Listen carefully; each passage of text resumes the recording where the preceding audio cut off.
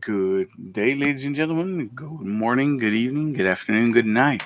Wherever you are in this world, this is another edition of Dublin in Darkness, the Kindred venue, where we find ourselves in Dublin at a gate, a large metal and stone gate, where currently I don't know what car she's driving, but a car of the Toreador Primogen, genaamd Fleur, is residing. She is waiting. She had an appointment with the keeper, and she is waiting at the door. As soon as her car drives up on the left side of the gate that she is standing in front, which is a very old, dark, heavy gate, a voice box suddenly starts talking, and it says, "You're welcome. We know you're coming." And after that crackling voice, the gates slide open. And as they do, her car can slowly drive up towards what she notices on her left hand as the road is a circle, but you've been guided by everything to go to the left. And to the left, she can clearly see is a golf course. Now, while she's driving there, she can see many people attending the golf course. People mostly attending the trees and the grass and everything that goes in between. And as she drives up slowly, it makes a curve to the right, and then she arrives at the left side of what she knows to be the Rothschild estate. As she arrives there, about a few hundred meters before she actually gets to one of the main houses, the road has concrete pillars rising up from it, and she and her driver are gently stopped by what seems to be one of the gentlemen working there. And as they are stopped and driving on towards the edge, they see an old man that looks like a butler. And the old man has the same crackling voice as on the voice box. And he says, "Good evening, madame. Welcome to the Rothschild estate. Unfortunately, no ghouls are allowed. Only kindred are blessed to walk the halls." She will respond with, "That is no problem. I wasn't planning on inviting them in." "Wonderful. They can stay at the car. Would you please do me a grand favor and follow me?" And she will follow. So as she walks on, she can see a lot of pebble stones, and she passes large, elaborate vases as well as statues as she is overlooking a large lake that is in front of the estate with many different kinds and colors of stones. As you can see, this is a garden that has not been here for 1 century, but many centuries, since there are large, very very large, I would say, very large uh, trees growing there, already fully blossoming, sort of showing off what the garden is all about. You can see many different trees, some of the trees that aren't even local trees that you have to import, a very pricey business.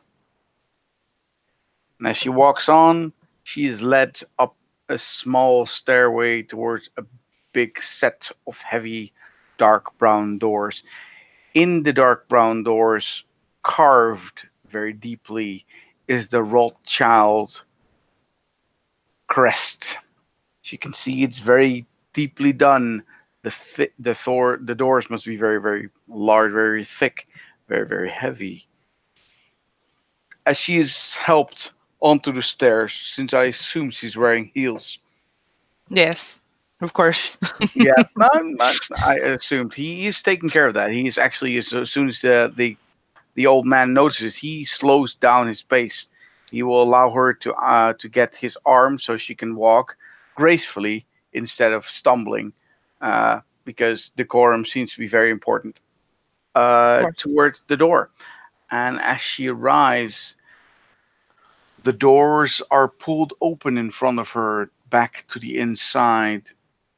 It reveals a large corridor with wood panels on the floors and the walls, paintings on either side, while the doors are being opened by what seems to be very modern looking women with body tattoos almost everywhere. Not all at once everywhere, but every single person she can see, every single girl has a tattoo in a different place, and they don't mind showing it in their faces nor on their inner thighs, so to speak. So, Mhm. and the clothes they are wearing is revealing tattoos, or the tattoos they are wearing. Some more elaborate than others, some sleeves, some not, and so on and so forth. It is something that is not.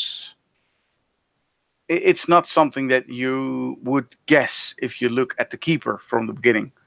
So this is something, well, I would say odd, but it's definitely artwork on their bodies that's done by a very, very one renowned artist. You assume. Mhm. For sure. I'm not giving it the the level 5 beauty things, but they're pretty. Mhm. She will take a moment to look them over and admire their artwork. But as far as it being odd, she is in a clan where she's used to people not being as they seem. So it doesn't strike her as quite that odd. As she walks on and looks forward further into the corridor towards the hallway past a few doors, you can see the man she has been wanting to see. All the way in the back is the man they know as the Keeper Rothschild himself, standing there looking at her with his arms behind his back. I'll put up a picture of how she's actually dressed. She is in a simple but elegant uh, black gown that goes down to her ankles, but not quite touching the floor, thanks to her heels. Um, and the her hair is done up like that in the picture, and her she is also wearing um, the jewelry. He If he knows anything about jewelry, he can tell that she's not wearing any silver at all. It's either gold or titanium. Uh, he does know a few things about jewelry, but not in such a specific that he would know the difference between silver and titanium Okay, from the get well, she's wearing shiny jewelry.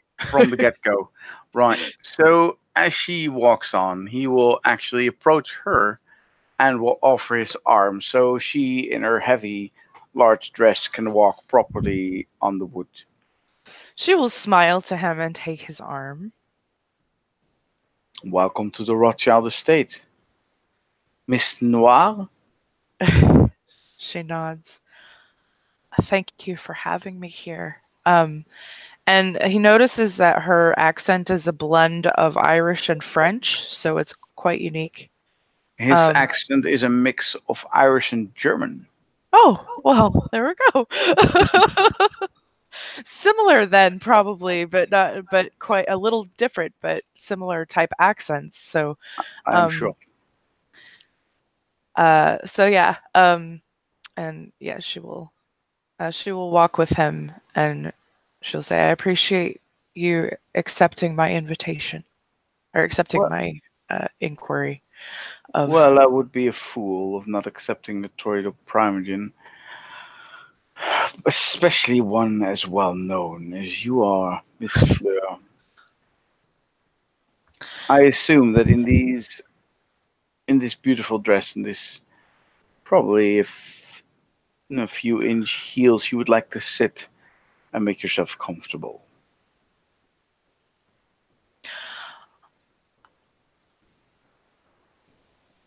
Eventually, yes. It is not something I am uh,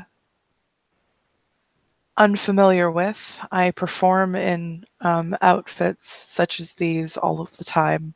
I'm quite used to it, but if you would like to be more comfortable yourself as well, I do not object.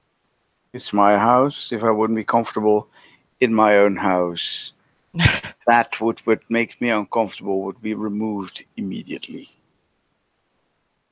Touche. I understand that. But please follow me to this lovely room. And he leads her into a drawing room. Drawing room, which you'll probably know, but for those who are listening, is not a room where pictures are being drawn, although he can draw. It's a withdrawing room, which is usually a room where people after dinner withdraw to enjoy and relax themselves, especially in olden days. So as they walk in, she can see mirrors hang on the walls. She can see several very, very large portraits of people in what seems to be German and British battle attire. Old uniforms, those of Napoleon's age and before. She can see Rothschild. She can see a desk, and she can see that recently somebody's been writing at that desk. She can see several couches and a very classy looking fire, not fire pit, it's the other word, hearth. I think it's a Mm, hearth. Hearth is okay. the word. And he himself will lead her to a couch, and then he will ask if she would like something to drink to nourish herself. She will nod. She will sit down and she will nod. Um, yes, that would be lovely. Thank you. He will walk over to his desk and he will ring a small silver looking bell. It clearly rings through the hallways. And then he goes back and takes a seat opposite Fleur. And he says, welcome once again at the Rothschild estate. I assume you've never been here? No, I had not been here before. Um, this is even better than what I had actually heard about it before.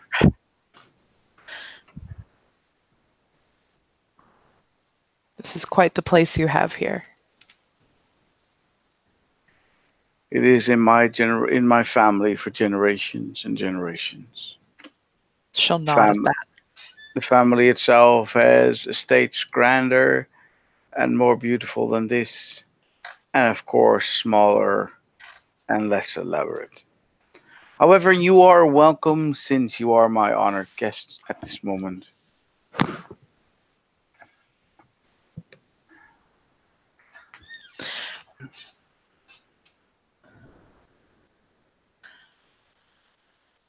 I know that things have probably been stressful a little bit for you as of late with not being able to keep an Elysium, it seems. Not as stressful as you might think. We are in a very peculiar time where things and plans mix. We are at war with several parties, and yes, of course, security will be of the essence. But at the moment that people are throwing other people through the wall, through the room, that's when my stress level rises. This hasn't happened as of yet in an Elysium that I ran. She'll smile. And she'll nod. And hopefully it won't. I hope not. I hate to break with tradition. I can understand that, especially where Elysium is concerned. It is one of our most Sacred. important and, yes, sacred traditions. And no matter how forward thinking you might claim to be, yeah, and she like gestures as if it's a generalized you. Um, Deviating from some traditions is not wise. As of this moment, I agree with you perfectly. Good. Which brings me to the next subject, if you please, madame. Of I course. have been made aware that you would like to talk to me.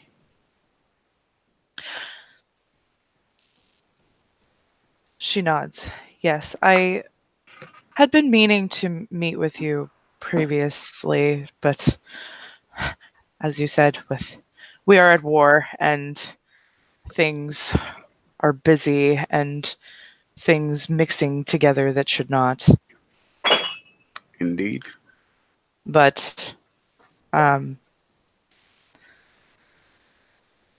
as I am aware that both of us share a love for music. I share an interest in many, many things. Music is something that reminds me of olden days, of Mm. times where I was less stressed and worried.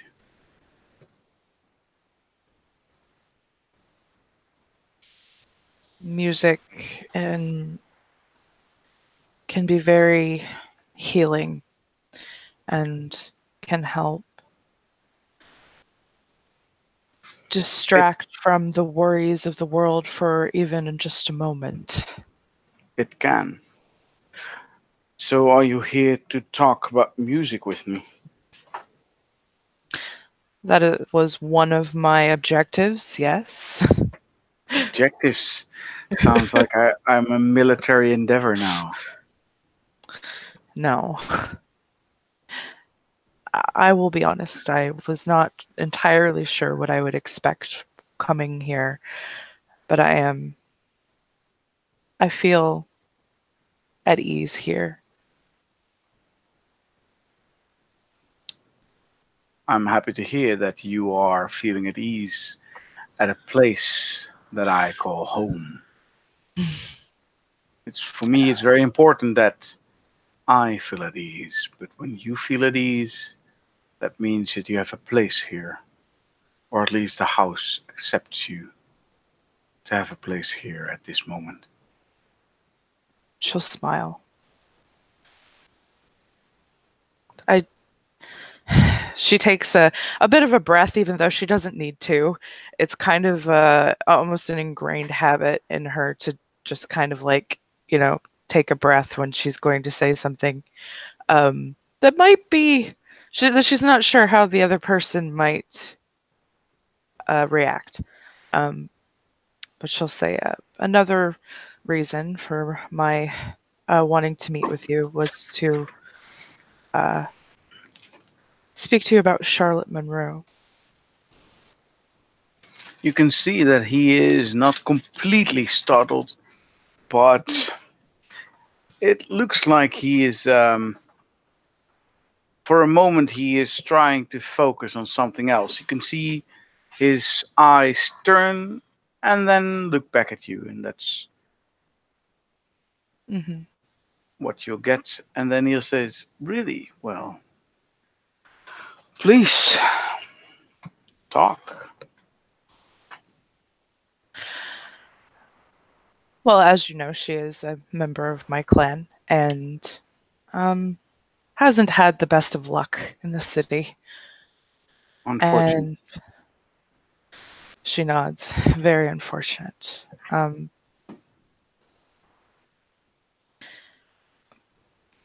But she and I had become close. And as I understand it, she had become close with you as well. And she seemed upset by something you had said a few nights ago, and I was wondering if there was anything I could do or say to put your mind at ease about anything regarding her, or even her and I. He tilts his head and looks at you and say, "Can you take away fear?"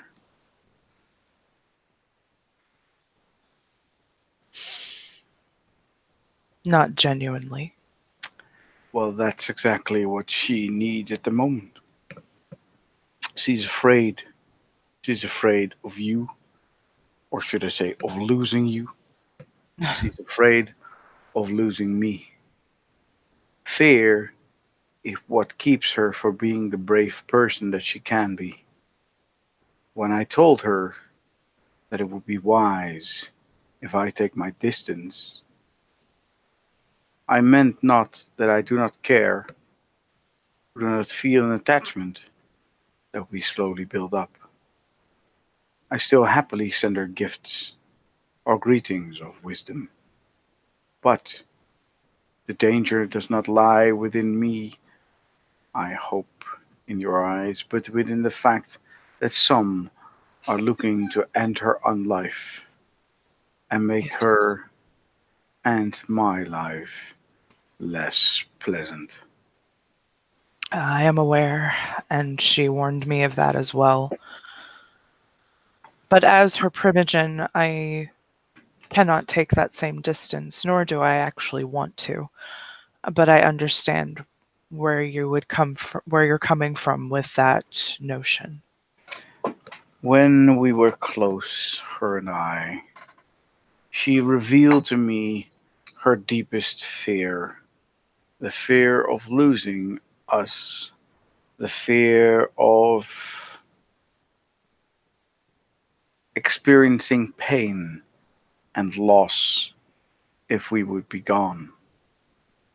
What other way do you see that I take this fear away from Charlotte and bite down the bitter pill only to make sure that she can be better for it? That she does not have to worry about me, that she can be sure that people will not try to hurt her through me or you.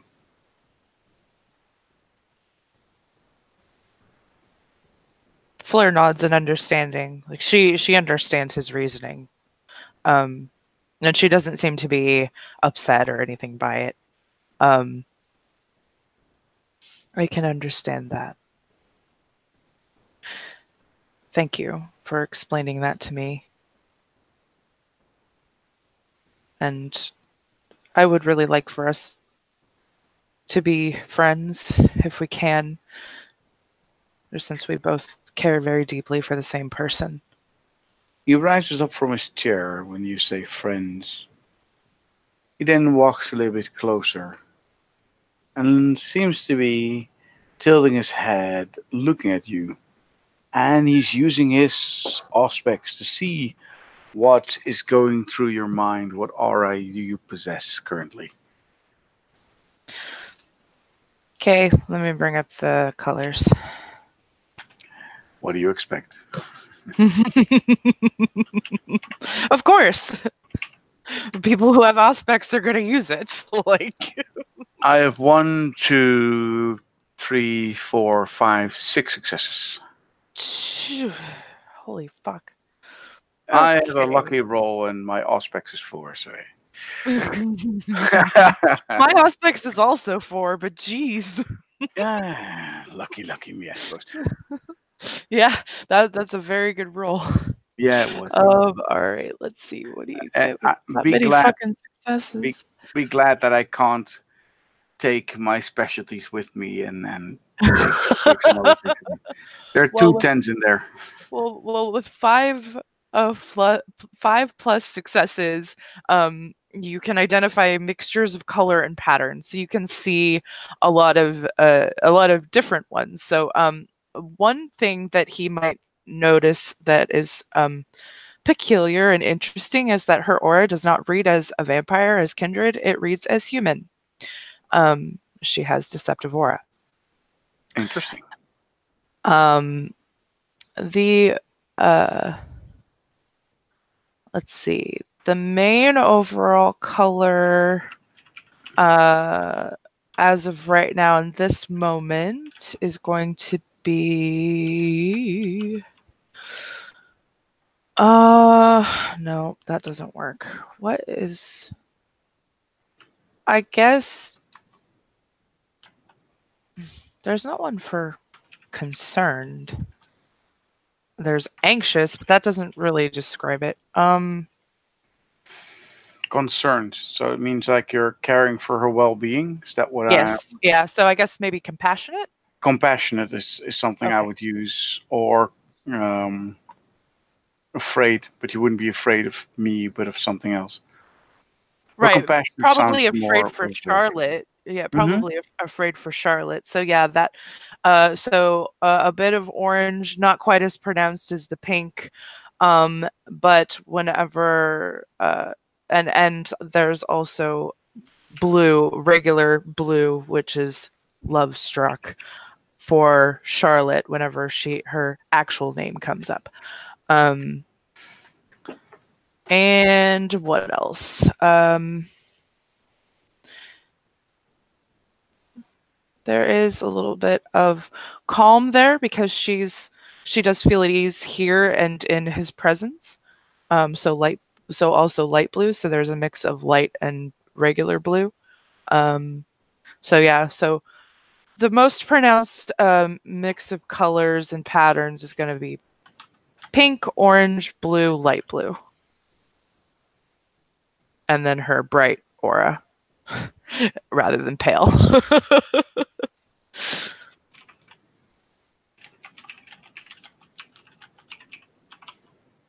He looks at her, and she can see his face change throughout the things that he sees, and then the words that he said to her is, "You have a very, very unusual aura for one such as ours." She'll nod at that. I It do. it makes the colors that I see more vibrant than usual. Interesting. So, but I can see that you care very, very dearly for Charlotte, maybe even more than I could ever. She'll nod. I do. Very, very deeply. And not just because of.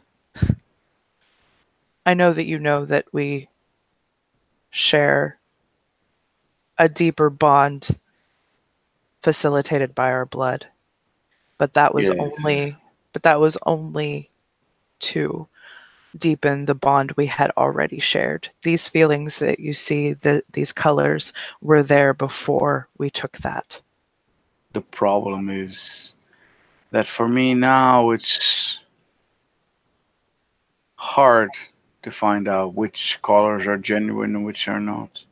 Of course, you would say that they are genuine, but that doesn't take away my doubt, for it would be logical for you to say such a thing. Which brings us to, We are not that fully bonded. We are only the first step. I'm So sure your heart doesn't lie, neither does your aura. You, my dear Miss Noir, are in love. You feel a connection, a deep connection towards Charlotte. I can see whenever I speak her name. I can see it whenever I ask how you truly feel or what you're feeling towards her. When you say you have a blood bond, you don't care for the blood, but you care for the bond. I can see the pink flare up when you mention it. she'll smile at that and nod. This leads us to a problem. Then again, not a problem for you, but for me. She furrows her brow a little bit. And what problem is that, Keeper Rothschild? A problem that you, fortunately, do not have to concern yourself with. It is mine trouble and mine to bear alone. However, I do see that she needs no protection from you. No. She shakes her head. So I hope when the time comes, you will step up and stand by her because she will be attacked, she will be assaulted. I know. And I fully intend to stand with her. If she goes down, so do I. They are foolish reasons, reasons that only a child would think of. Seals that are broken, but then weren't the seals before her also broken? And is it simply fate that makes her break the last one, but not fate to break 6 others? He seems very logical in this, that he does not blame her for whatever might come. Right. Which is good. That relieves Fleur. Not that she really thought that he would, but just to see that he actually doesn't.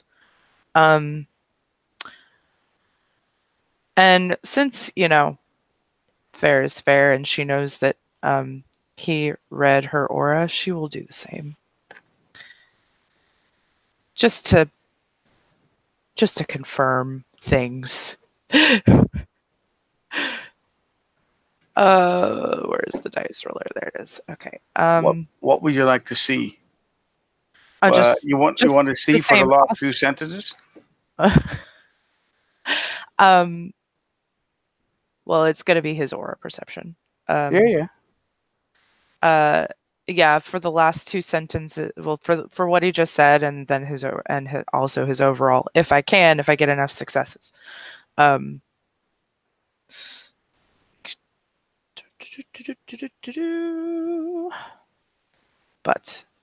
out of character, I do like how this scene has gone.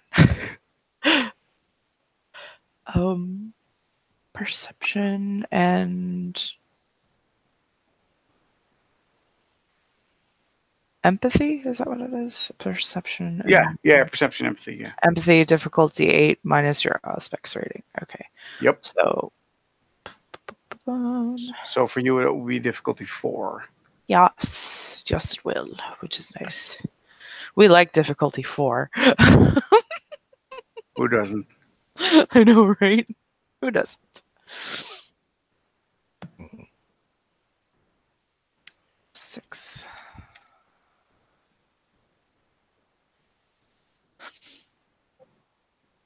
Wow. 6 successes. Okay. We're on par with each other. You can see there are several colors of obviously. You can see that he's calm. You can see that he's conservative. You can see that he's a vampire. That leaves me 3 other colors. Yeah. You can see that he is during the things that he said last. He's very idealistic when it comes to these things. He's very strict way of thinking that he feels ideally about. You can see that he is a bit afraid, but you can see the fear is not for him, but it's for Charlotte as well. And last but not least, it is a little bit of, I have to look at it up, green, dark green. Oh wait, no, it's not. Yeah, well, dark green, yes. Envious? Yes. Oh, okay. She finds that a little curious.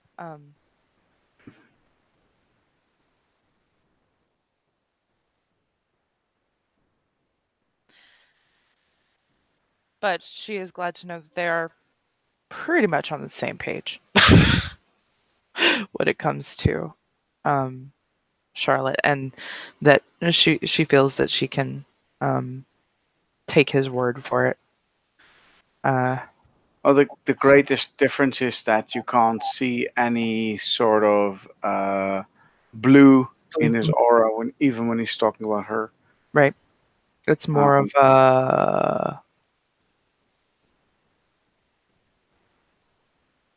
like a compassionate, like, he cares deeply, but not quite to the extent that Fleur does. The difference is that you can see if it done for a time, you can see that the blue turns into green. Okay. So there was blue, but it turned green slowly but surely. And the envy is not of her, but of you. Mm-hmm.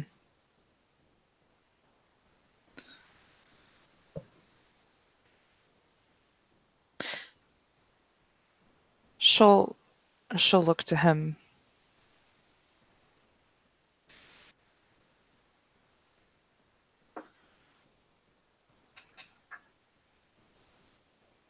I've decided to take a look at your aura as well.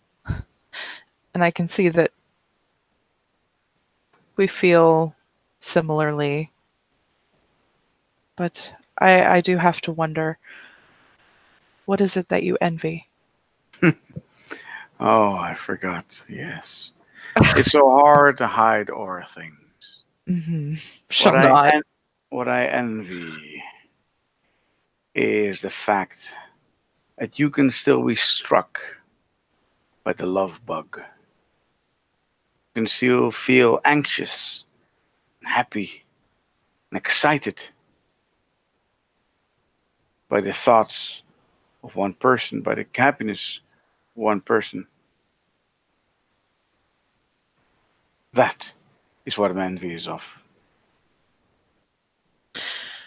I had almost suspected as much, but I had to ask. It is fair to ask. It is, like I said, my cross to bear, not Of yours. course. I mean, I do carry a warm heart, as they would say.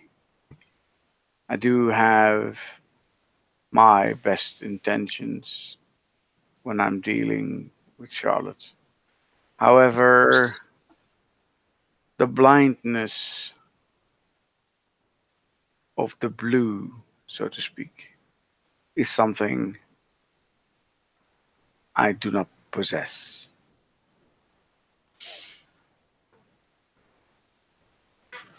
She'll nod. She knows that a lot of kindred just don't. And she is honestly grateful that she's still at a place where she's able to. It might be muted than as if she were mortal or even higher humanity than she is, but um it's still, she still has the ability. So Yeah, um yeah. He clearly knows that he is not, you're right.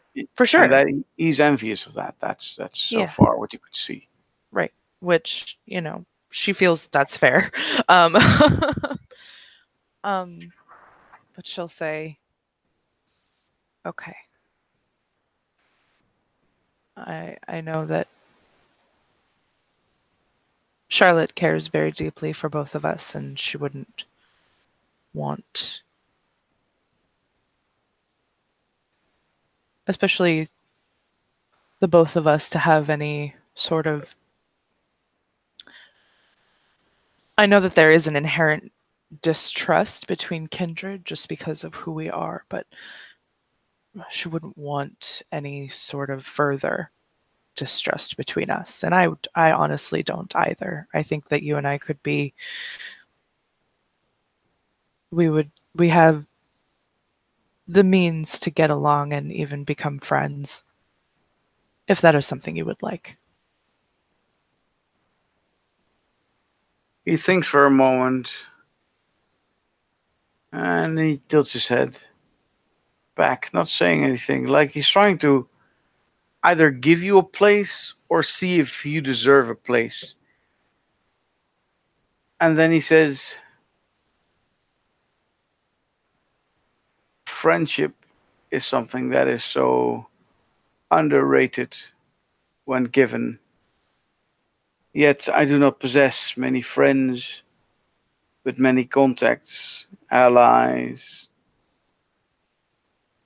and genuine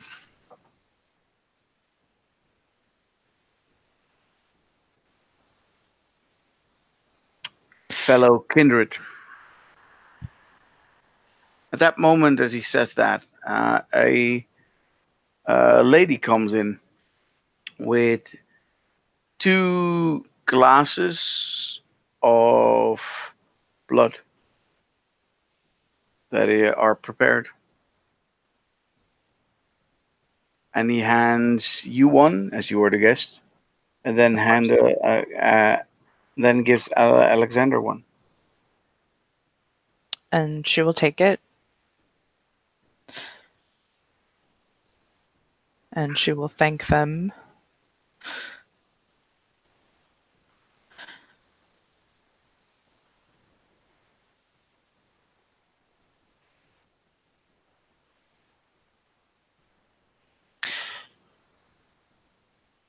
She'll raise her glass to Alexander. He will look at her and wonder either if she wants to say something or just salute him.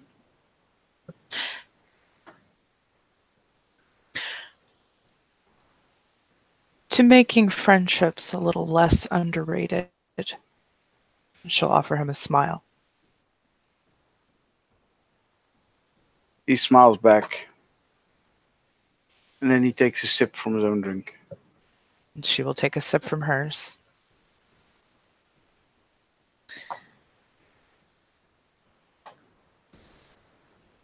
I feel like that out of character, that might be a great place to end this scene. Oh, but yeah, but you're not done. You're not done yet. Oh, okay. You haven't Then seen the let's not. piano yet. Oh, that's right. Yep. Never mind. Never mind. Ah. So as he leans back, closes his eyes, enjoying the flavor of blood that is swirling through his mouth right now, he says,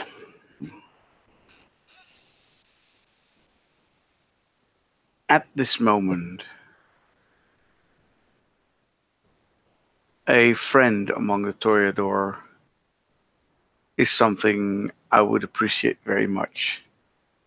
But there's not much I can offer in return, for I am just one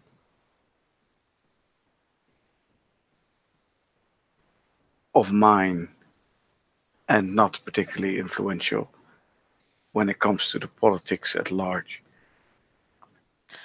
Not She'll, one such as you." she'll actually like shrug a little bit and she'll say, that honestly does not matter to me. I forget sometimes that you, Toreador, are so pure when it comes to your desire. It's almost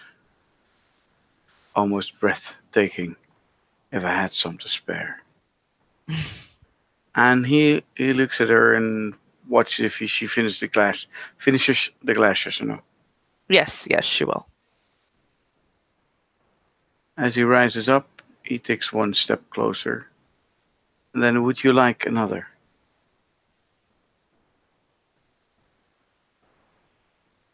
I would. This is very, very good. That moment, he walks over to his desk, rings the bell twice,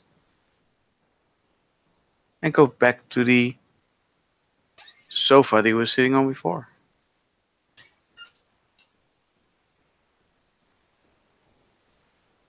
So, your interest in music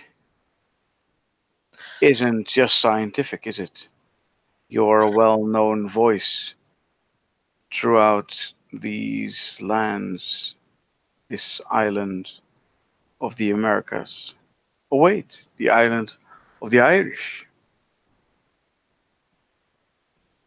She'll nod. I have had an interest in music for as long as I can remember. And my parents pushed me to go study in Paris, so I did. And that is where I received much of my classical training, and I received 2 degrees from university in music theory and composition, Including the kiss. including the kiss. This time, much, much sooner, a lady walks in carrying 2 glasses again. She takes the old one and replaces that one with a new one, and then leaves the room again. She will take a sip of the new glass as she's uh, continuing her story.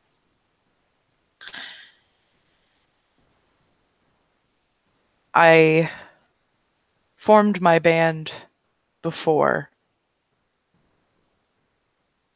the embrace, but afterward had to take a little bit of a hiatus to get used to my new way of life. But it did not take me long to recover, and we picked up where we left off. And that's that. We toured Europe and eventually the world. And now we are taking a break, a much needed break after many years of working and touring and not having a lot of time for ourselves. And I decided that it was beneficial for me to return home, my roots, where I'm from, which is here in Ireland. In my unlife in Paris, when I was there were periods of downtime, of course, and I was a very well known and respected harpy for the prince there. Had I stayed, I likely would have become the master of harpies in Paris. That is a And very prestigious rank you had given up only to be primogen here. I did not even expect to become primogen here. I came here for just to not necessarily relax, but see what everything was all about. And within just a few weeks of my arrival, I became the primogen. I can only, from the meeting that we had was because I was I did well in Paris and had a lot of experience in the politics there. So, um, at the time, Sheriff, now Seneschal Beaumont, um, of course, did not need to take on the role of both sheriff and primogen of the clan, so it made sense that I would step up and take the position, which I found that I rather I feel that I am more suited for it than I thought I would be, which is interesting. Yes, not every primogen can stand the roughness of time. It must be because you have very, very competent clansmen that you can be in a war without stepping and taking a stand on the battlefield We as primogen. I do try to make sure that we as a clan stay on the same page with our ambitions and where we stand with each other. I don't want any unnecessary internal backstabbing, especially in these times. Especially in these times.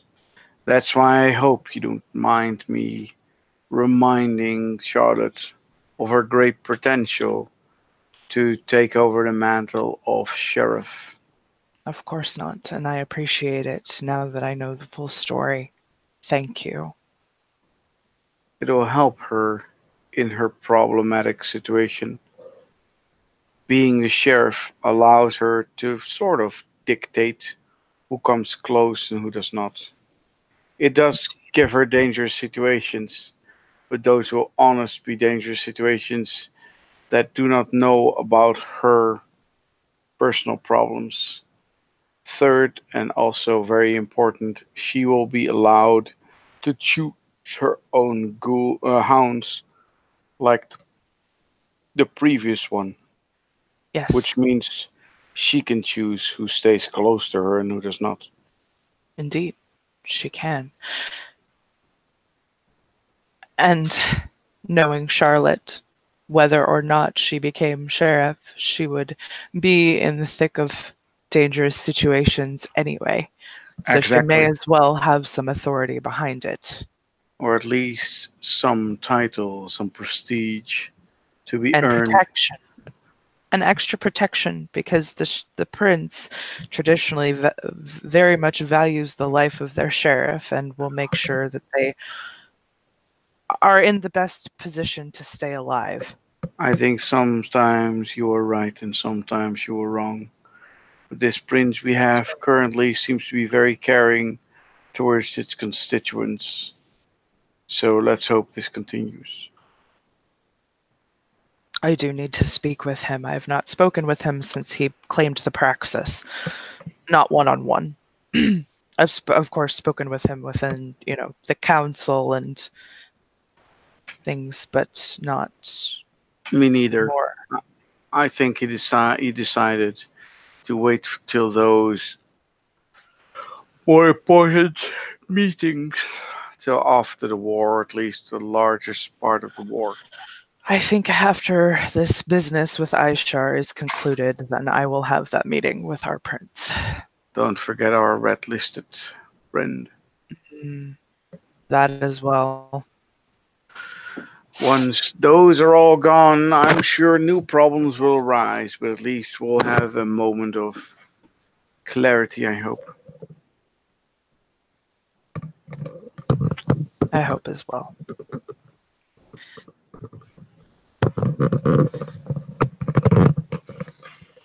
So, is there anything else you would wish of me, Is her Primogen Noir? actually there is one thing. Charlotte told me that you have a piano that is as good as mine. I have a grand piano, and she'll name whatever the top of the line piano is. I don't know, out of character. A modern step piano or an old step piano? It's kind of probably more mid-century. Uh, No, So he will rise up in his chair. And I said, "Oh, I almost forgot that many of your clansmen are very favored towards the musical arts." yes, and I am no exception. She gives a bit of a chuckle as if she's like, "Yep, I'm giving in to the Toreador cliche right now. It's fine." He looks at her and rises, steps one step closer. "I think I can show you piano." And he will offer his hand to help her out of the very cozy couch. She will take it and extract herself from it as gracefully as she can, which is, she He has a good will amount of celerity, so yeah. he will help her with turning away his face so she doesn't show any sort of silly faces as she has to pressure in order to push herself off without Nah, breaking things. right. And as a gentleman looking away when she's done, he will simply smile at her and then lead her out of the drawing room. As they move further through the hallway, she can see several pictures of what seems to be elder Rothschilds. And then in the back of the hallway as there's a larger stairway bending to the left and to the right. The middle piece is a picture, a large painting, a large painting of the Rothschild family, where it seems to her like Rothschild is one of the younger children in the picture. Okay. She'll take a moment to study the painting. The As she looks at the painting, she can see that the father also looks like Rothschild, and she can also see that the the clothing they are wearing is old. It's it's 1800s, something like that. Okay. Okay. She had a feeling that Rothschild was a bit older, but the painting definitely confirms that, and she just, she takes it in, and she smiles, and she'll say, "This is a very exquisite painting." Oh, right, yes. Thank you for noticing. I'm glad you do. Not many people do. Many people consider it either old and do not glance at it twice as they walk through the halls.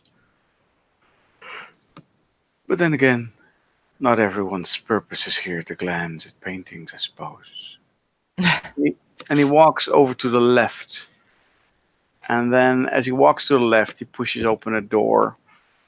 And then they walk into a place that can only be described as a dance hall. It is huge.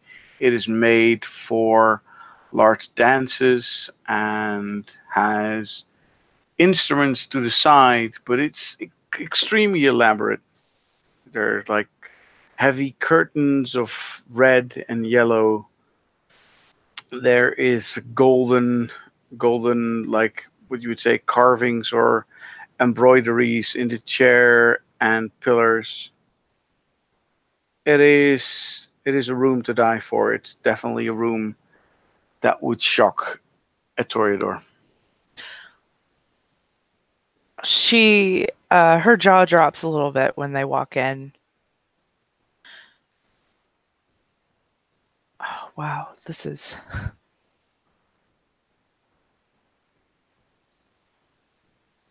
I love this room already. In the back of the room, she can see there is an instrument there that is currently covered in white sheets with red embroideries on them. She can clearly see the shape. Yes, which she will then gravitate towards it. Exactly. As she gravitates towards it, he understands, but he follows her very, very close by. Of course, And which he she would says, expect. and he says, beneath here is something very dear to me. Has this also been in your family for a long time? Many things have within this house. Some things are cherished only by me and my side of the family, but the Rothschild family has invested in this place for centuries and centuries. We are part of this house, and when I give up my soul, I will be part of this house as well. We're all here, everybody leaves its footprints, and this is another set of heavy, beautiful footprints left behind where people make stories at the ivory teeth of this piano. Would you allow me to contribute a story? Normally, I would not mind having you sit at the piano and play, but currently the piano has found a very, very specific purpose, and I wouldn't want it to be used for something else than that particular purpose. However, I am willing to show you exactly what is underneath. And then he lifts up the white sheet with red embroidery, and you can see the exact dark wing piano right as I have displayed in the picture. Hmm. It is old on the outside. In the inside of the piano, the thing that counts most, you can see that over time weaker points have been replaced. It is inevitable with a piano as old as this.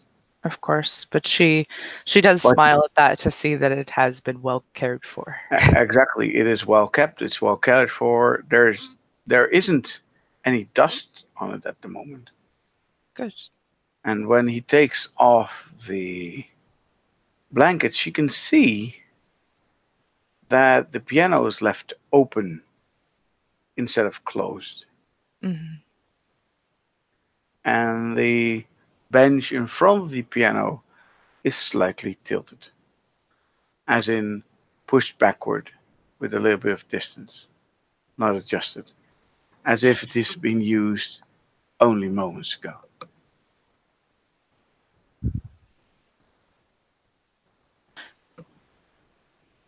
She notes that mentally, but she doesn't. I don't think that she'll say anything about it really. Um, but this is an amazing piano. She is beautiful. She has a very characteristic voice. Do you She have a can name sing. for her? She does not have a name. I wouldn't want to taint my mind with something exquisite as this. It is what it is. She doesn't need a name to be as beautiful as she is. She'll smile at that and nod. I think only people that are craving to make something theirs give it a name. This isn't something I claim. She is something that is, and does not need my claim upon it to be exquisitely beautiful. She'll nod.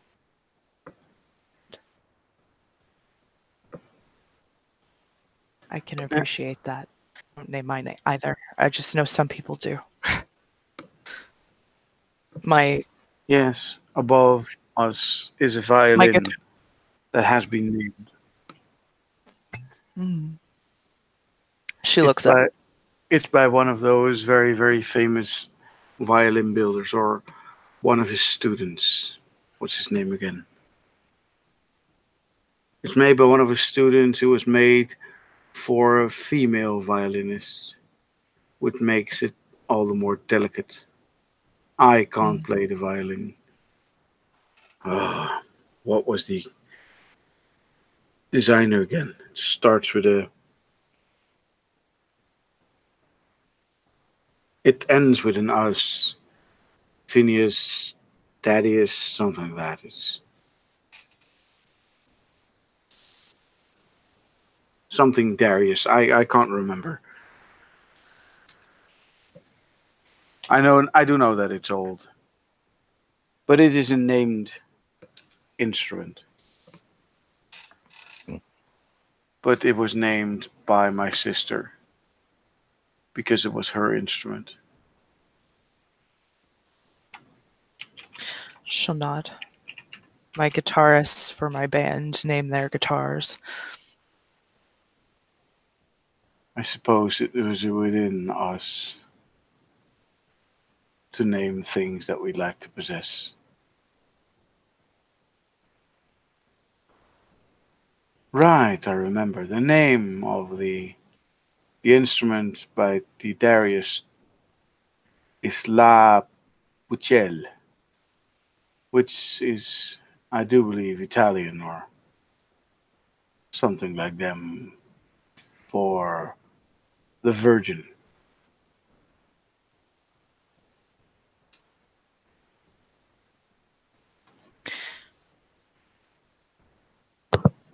You is have very a knowledge in art, right? And musical art.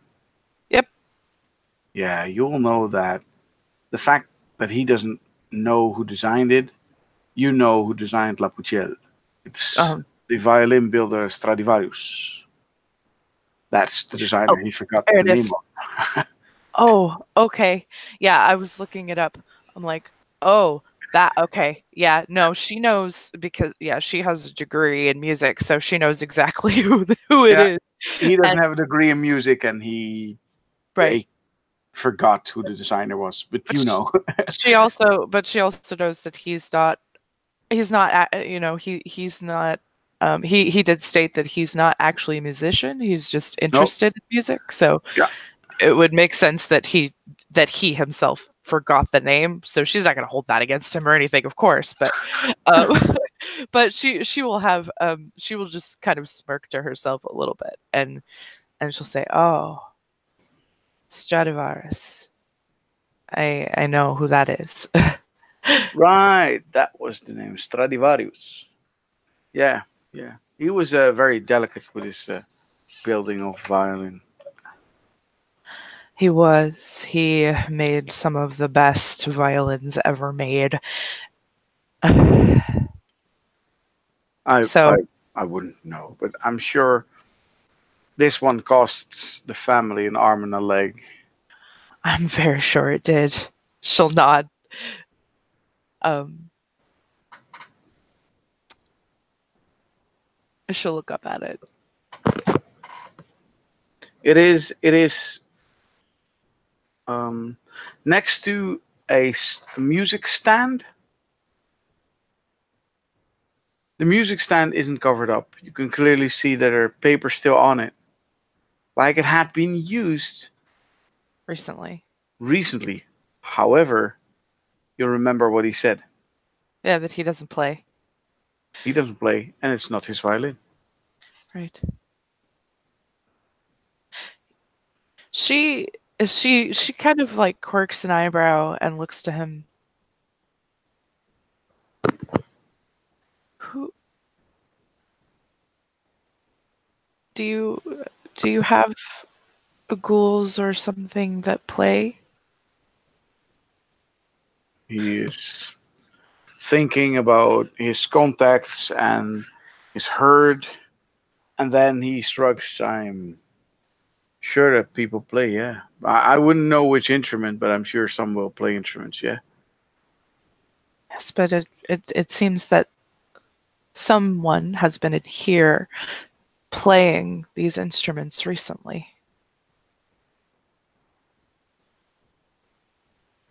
I wouldn't know it wasn't me. She'll smile and she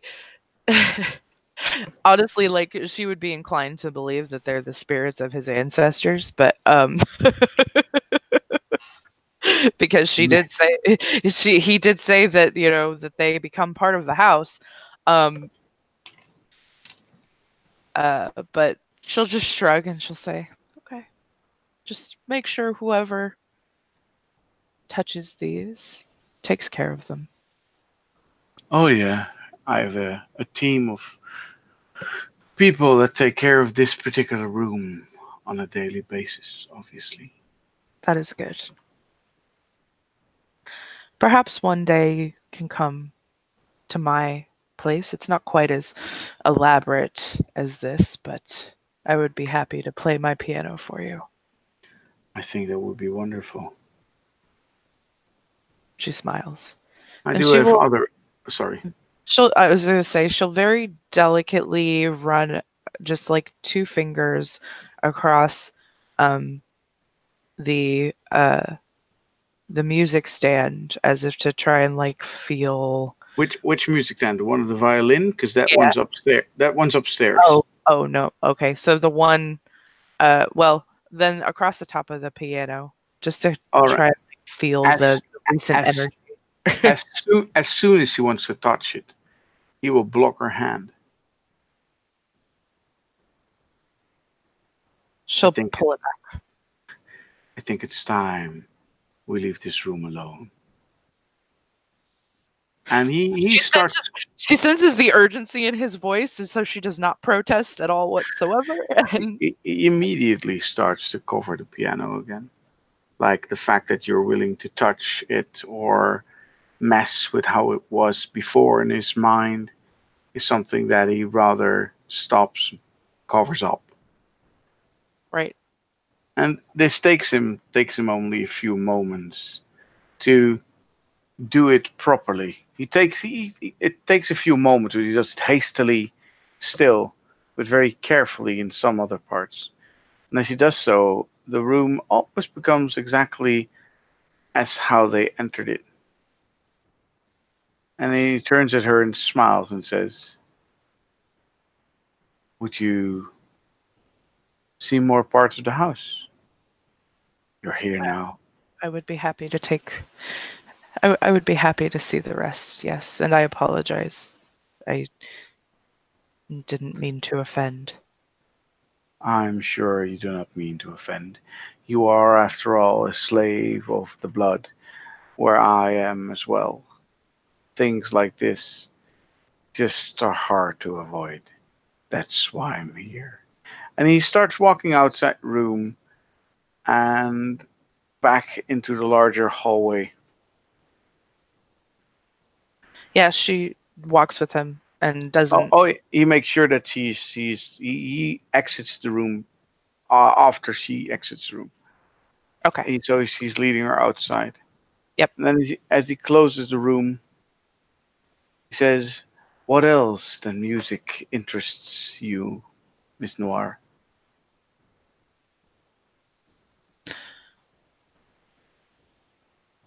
I like books. "Books. I think I keep a few." And he says this and takes her hand, almost rubs it softly, as to either calm her down or calm himself down. She doesn't tell. She can't tell, but he Hmm. walks over back to one of the corridors and then to the left further, passing one door. He presses open another door. And as he presses open that particular door, they enter a room which is filled with books. Books and books and books. And she can smell the old musky smell of books, wall on wall on wall, all the way up to the high ceiling that you can see. She actually will audibly gasp seeing all of the books. I could get Uh, lost in here. I suppose if you don't know where things are, you could forget time.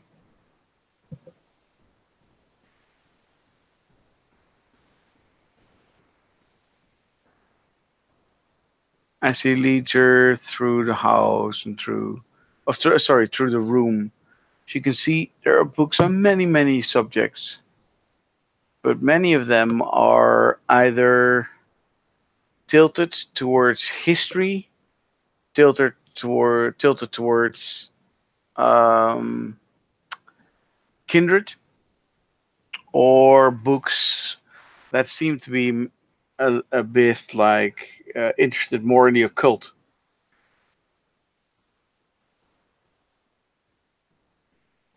Oh, yeah, she definitely will So gravitate uh, towards those. uh, out of time thing, you're standing in a resources 5 fully equipped occult library. That's fucking amazing. Um, yeah, that's awesome.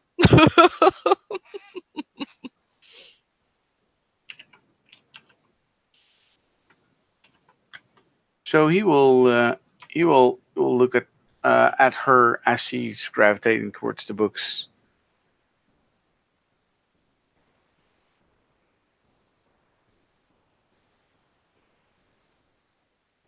Then he will take a seat, watching her as she moves.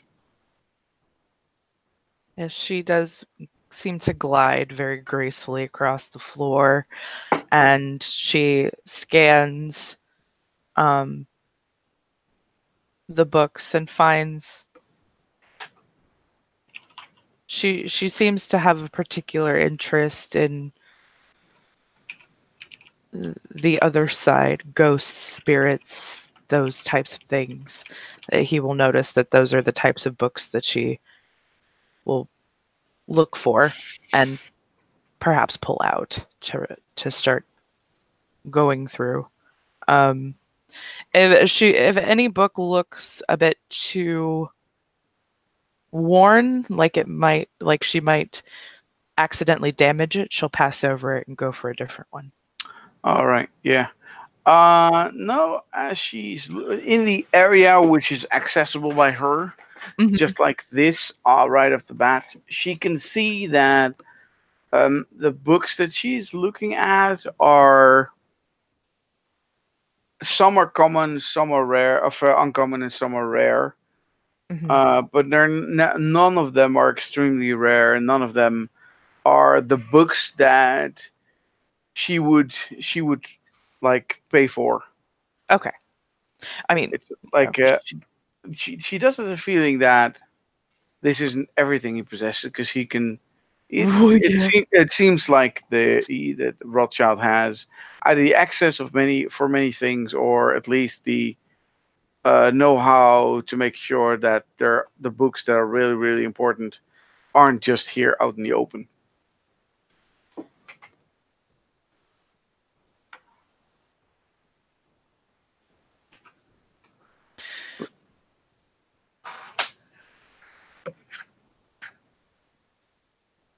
Well, I think it's sufficient to say that Fleur would probably spend the remainder of her time in the library um, before heading home for the day. After a good 15 minutes, as he is observing her being, well, I wouldn't say entranced, but close to being very focused and entranced. She is very focused. Yeah, there's Yeah. like he can tell that this is definitely something that is very interesting to her. On the books, he can't help but try and see if he can invade the surface thoughts in her mind to see what she's looking for, what is intriguing her so much.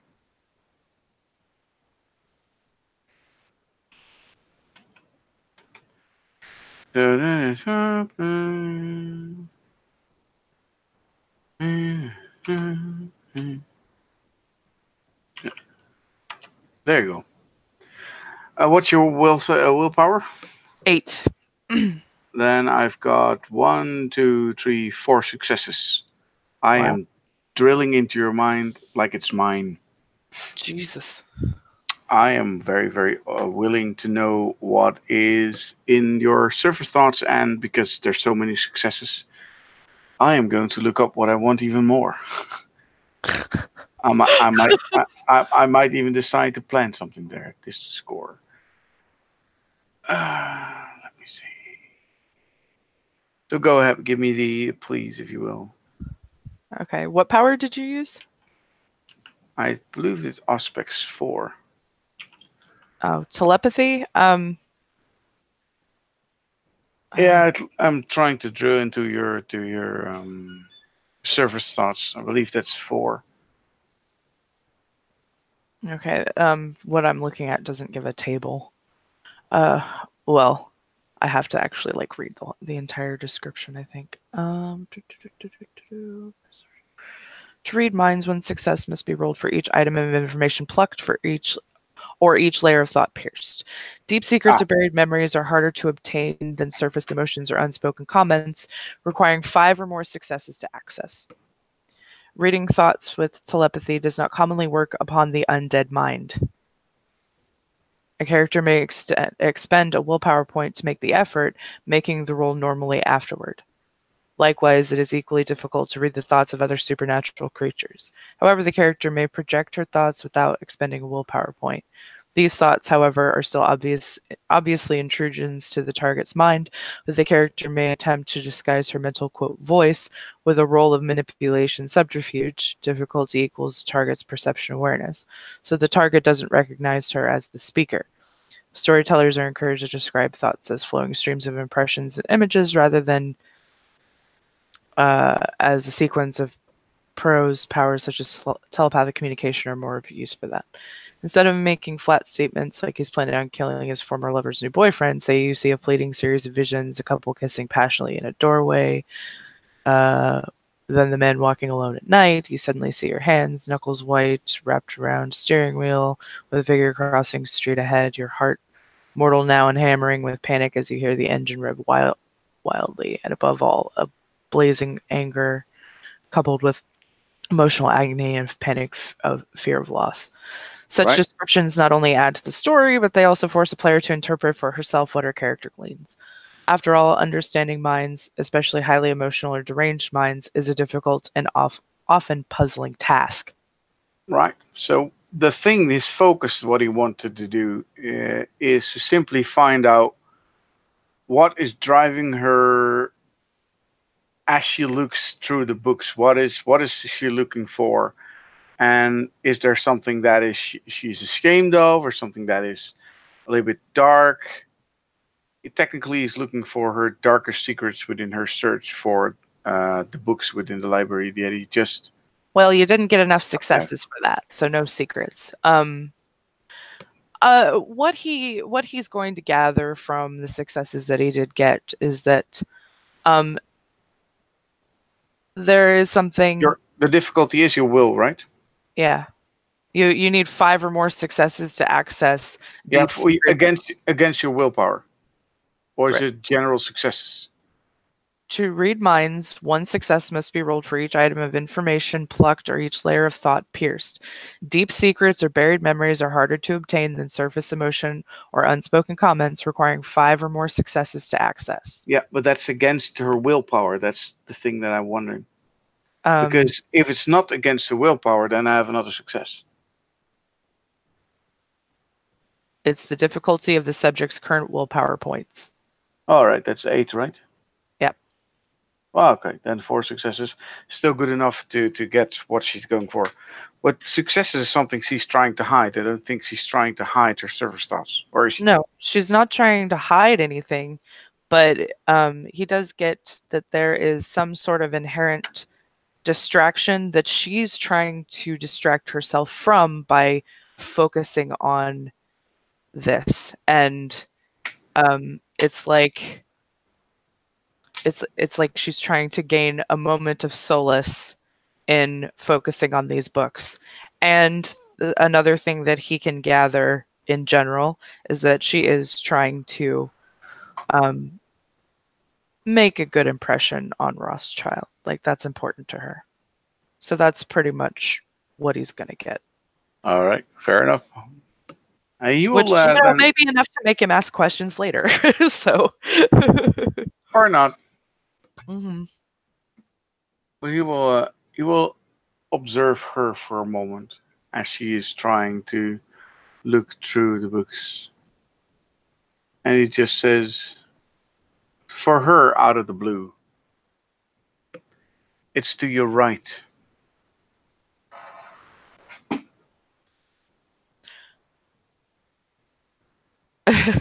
She'll startle just a bit, like she had, basically shut everything out and, hadn't even and she'll nod and smile to him. Thank you.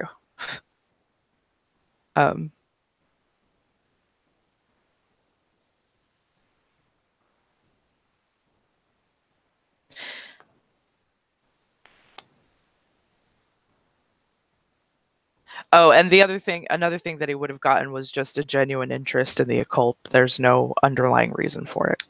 Oh yeah, I can see that she's staying away from the history section, and she's keeping at the occult section. That's not hard. Yeah, like she learned enough history in college, in university. She doesn't need to go read about that.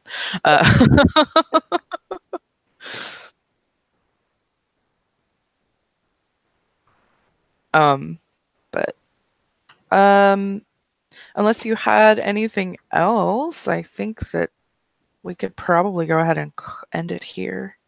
Oh, almost. Sorry. Almost. Okay. So after a while, after you've been busy, he suddenly rises up and steps closer to her. And she is very, very focused on whatever is going on. Hmm. He places softly as possible, a ringed finger on her shoulder and says, I do believe that it's time that you and I bid each other farewell. She she doesn't jump, but she does turn to him and she kind of like um nods, but it's both a nod and acknowledgement and a nod trying to like bring herself back to the present a little bit because she was very much involved in whatever she was doing. Um and um and she'll say, I suppose it is already that late, isn't it? He is he holding a book that she was looking at? um yes. All right. He will slowly take that book from her hands Mhm. and place it exactly where she found it. Like not even two books behind it, exactly where she found it. Like he knows where it used to be. Right. And then he stops, pulls it back, opens it up, reads the first 50 pages in under a minute, and then puts it back completely. Like he knows exactly now what she was interested in. Mhm. But within that minute, you can see that he read very very fast, like page by page by page by page. He swallows up, and yes, he has the quick reader merit. Right. Apparently so. Um, yeah, she is a bit even mesmerized by that for a moment. Like, wow, she's never seen anybody read so fast. Uh, Even worse, he's gonna say something that he has read in the book from memory because he also has eidetic mind, Eidetic memory. eidetic memory. Yep, and he says the interesting with spirits and how they attach to things is that most of the time we cannot control what the spirit attaches to, only to make sure that the item, if we wanted to attach it to it, is well prepared to be most favorable to those spirits we want to connect with. And that's all he says on the subject. Well, she's not necessarily taken aback, but she is he gets the feeling that she is a little bit impressed with what he said, but she also gets the feeling that he chose that particular phrase to say for a reason. Yeah, So yeah. she definitely commits that part to her memory. Noted. It has been a wonderful evening, Keeper Rothschild, and I very much appreciate you entertaining me in your home. And hopefully, one day soon, I will entertain you in mine. Perhaps we will see when that time comes. I wish you to take very good care of Charlotte, whatever she chooses and whichever path she chooses for herself. She nods, of course. I will. And then he takes her hand or arm softly and just leads her out this room again, Hmm. out to the front door. And as they reach the front door, there are no women there, but the door is opened from the outside back into it. And she can see the older man there that led her along the path, waiting there with an umbrella, especially for her, Because it's Ireland and it's pouring rain again. Of course. And with that, I would like to end the scene. Okay. Thank you, players, for playing. Thank you, watchers, for watching. We will see you next time.